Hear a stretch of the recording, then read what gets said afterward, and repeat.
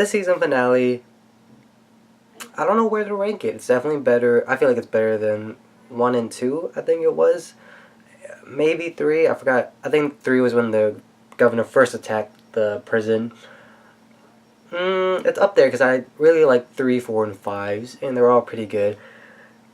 But I think 4 might take the cake, where 5, it was really cool, if that makes sense. Anyway, what is up, ladies and gents? Nate here bringing you my review for The Walking Dead Season 5 finale, known as Conquer. Spoilers from the finale and past episodes, just in case you're not caught up or anything, but I'm assuming you are since you're watching this. But anyway, if you haven't seen the episode, check it out on the AMC website. I believe it's on iTunes, Google Play Store.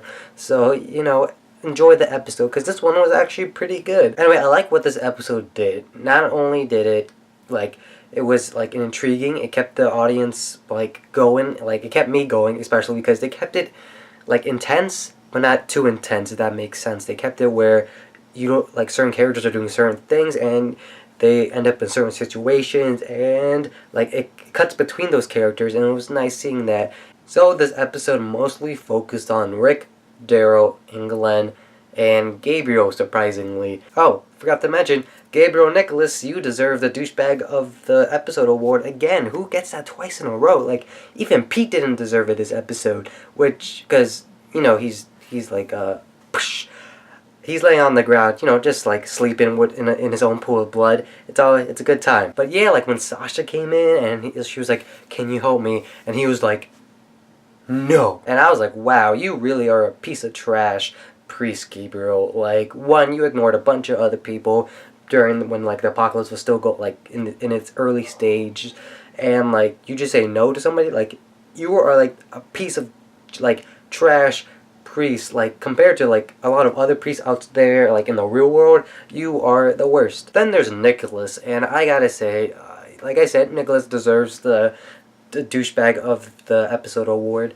But not only that, the only reason why I enjoy his character, because he fleshes out Glenn's character and who Glenn is as a person, and I really enjoy that. And I say that because Glenn's character, you see that in an episode, and I've been saying it in like the last few, that Glenn's a generally nice guy. He wants everybody to live if you're like on the good side. Obviously, if you're on the bad side, you know, you don't really get to do like live among the living. But anyway, like he beat Nicholas like to a good point, to make him understand that you have, like, people like you don't make it out here, and you have to learn that. Like, Glenn could have killed Nicholas, but just being like, he was teaching. Not only was he beating Nicholas to like defend himself, but he was also beating Nicholas to teach him a lesson, or at least that's how I saw it.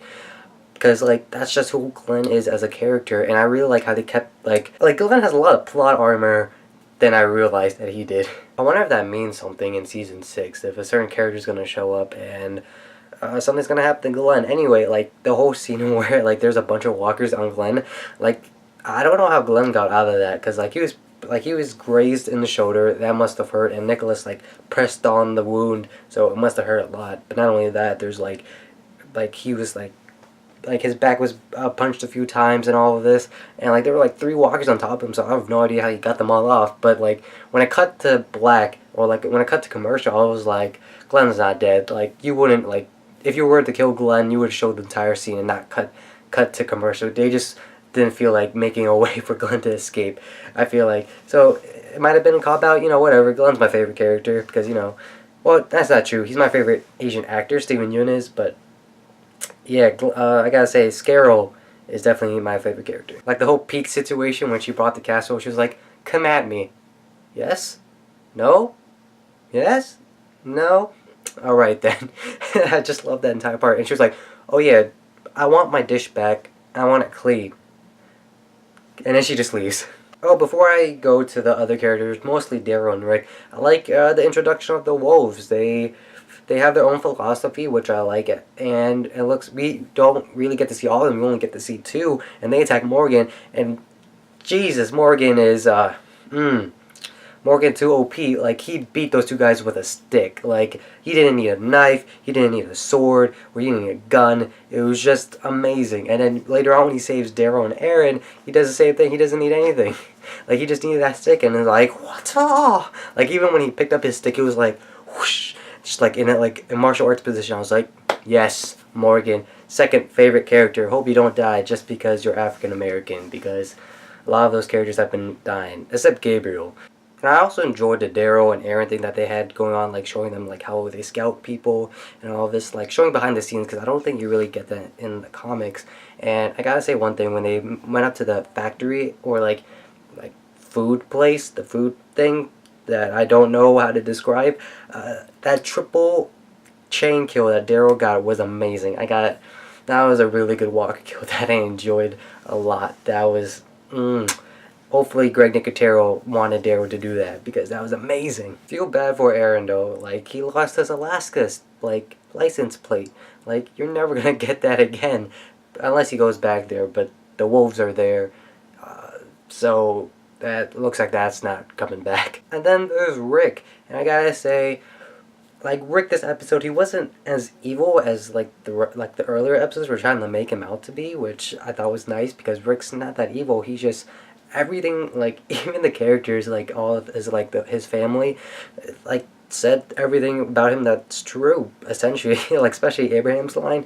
Oh my lord, Abraham's line was amazing. I really laughed when he said it. There is a vast ocean of shit that you people don't know shit about. And Rick Grimes knows every fine grain of said shit. And then some. That has to be like quote of Abraham. Like quote of the season.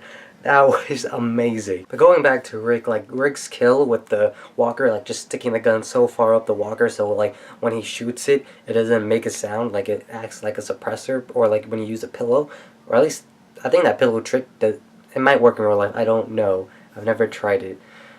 Let me know if it works in real life. Yeah, definitely want. I definitely want to know that. I feel like it doesn't work in real life, but you know, I just enjoy like, and then ending off the season with Rick, do it, and then Morgan comes in. He's like, Rick, and like Rick doesn't. We don't even hear Rick's respond. We just see him, and yeah, and I gotta say, I think there's gonna be some conflict between Rick and Morgan at the beginning of season 6, because Morgan comes in, he doesn't know the whole context of the situation, and he doesn't know what Rick has become. Because as we see Morgan now, we don't know if he's completely crazy, but we do know that he believes all life is sacred, or all life should be lived.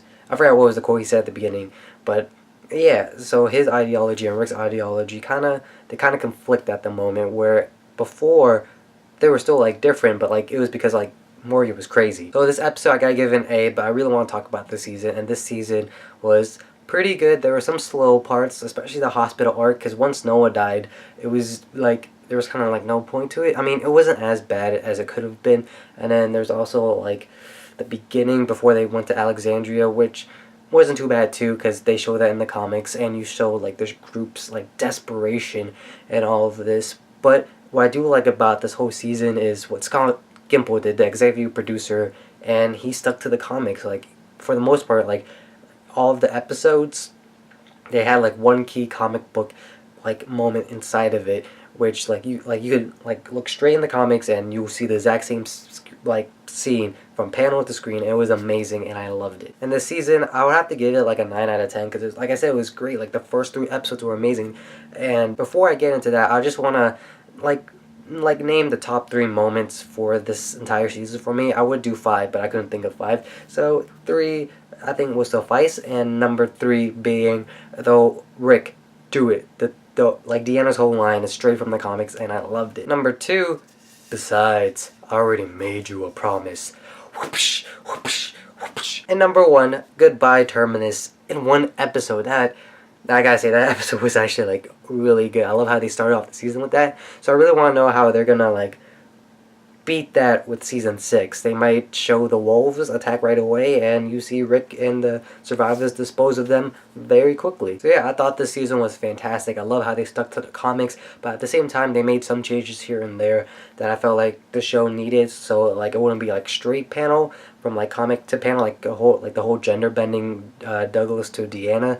I really enjoy that, and just like most of the characters I enjoyed because most of them got fleshed out this season. So yeah, those are my thoughts on the finale and on the season in general. Let me know what you guys think down below in the comments, and don't forget to let me know if like the pillow trick, if you put like a gun and then a pillow and if you fire, does it still make sound? Let me know. You can click here to see my entire Walking Dead reviews of season 5 and some of the comics. I put them all in one playlist. I'm sorry, it just simplifies things on my side just a lot easier, and for you guys who watch me exclusively for The Walking Dead, or you can click here to see my spring 2015 trailer where I'm gonna, key moment, if I'm assuming if you watch The Walking Dead, you might watch Game of Thrones, and I'll be reviewing season 5 when it comes out on April 12th. With all that being said, I hope you guys enjoyed the review. Thanks for watching and sticking with me through season 5. Don't forget to leave a like if you think the video deserves it. Subscribe to my channel if I interchange your faces and you love The Walking Dead and you're reading the comics, because I'm going to be reviewing that every month when they come out. So stay safe, let Jedi Morgan teach you, and I'll see you guys all, I guess,